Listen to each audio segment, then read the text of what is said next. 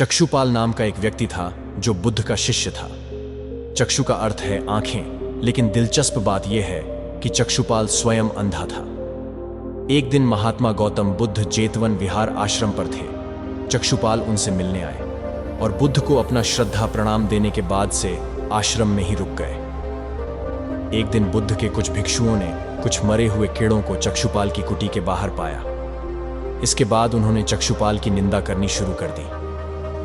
बुद्ध ने जब शिष्यों की शिकायत सुनी तो उन्होंने उनसे पूछा कि क्या तुम लोगों ने चक्षुपाल को कीड़ों मकोड़ों को कुचलते अपनी आंखों से देखा?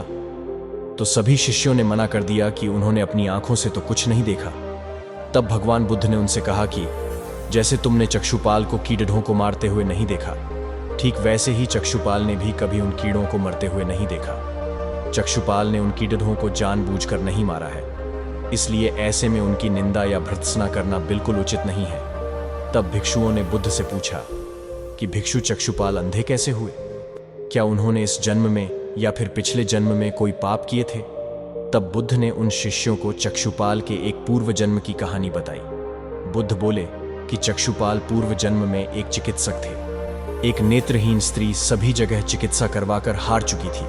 कोई उसके आंखों को ठीक नहीं कर सका।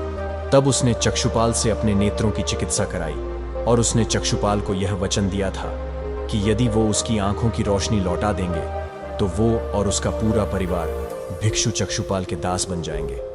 चक्षुपाल की चिकित्सा से उस स्त्री की आंखें बिल्कुल ठीक हो गईं, लेकिन अंत में उसने दासी बनने के भय से अपने द्वारा किए वादे को मानने से इनकार कर दिया। चिकित्सक समझ गया कि वह औरत अपने वादे से पीछे हट रही है। चक्षुपाल जो कि चिकित्सक थे, उन्हें तो यह पता था कि उस स्त्री की आंखें ठीक हो गई हैं और वह झूठ बोल रही है, लेकिन उसे सबक सिखाने के लिए और बदला लेने के लिए चक्षुपाल ने एक ऐसी दवा दे दी जिससे वह जीवन भर के लिए अंधी हो गई। लेकिन फिर भी चक्षुपाल को उस पर जरा भी दया नहीं आई और इसी पाप के फलस्वरूप अगले जन्म यानी इस जन्म में चक्षुपाल अंधा बनना पड़ा और अपने इसी पाप के कारण चक्षुपाल को अगले कई जन्मों तक अंधा बनकर पैदा होना पड़ा। चक्षुपाल के पूर्व जन्म की कहानी सुनाने के बाद बुद्ध ने अपने शिष्यों से कहा, कोई भी इंसान अगर अशुद्ध मन के साथ कुछ बोलता या करता है तो दुख उसी तरह से उसके पीछे चलने लगता है। ये कहानी हमें सिखाती है कि अगर हम गलती से कुछ गलत कर बैठते हैं और उसका मकसद किसी को ठेस पहुंचाना नहीं होता तो इसे बुरा नहीं माना जाता।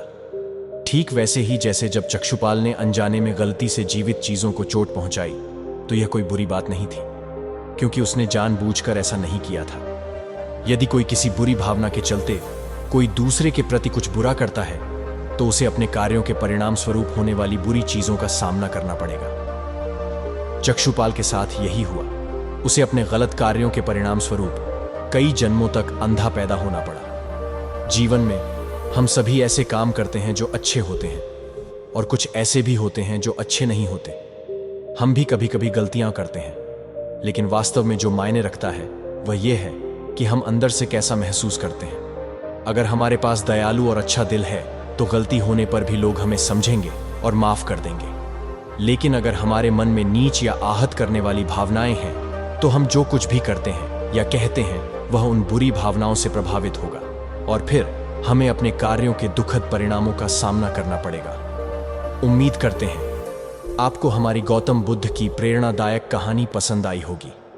आप हमें ऐसा ही प्यार देते रहे और चैनल को लाइक और सब्सक्राइब करें और दोस्तों को शेयर करें। धन्यवाद।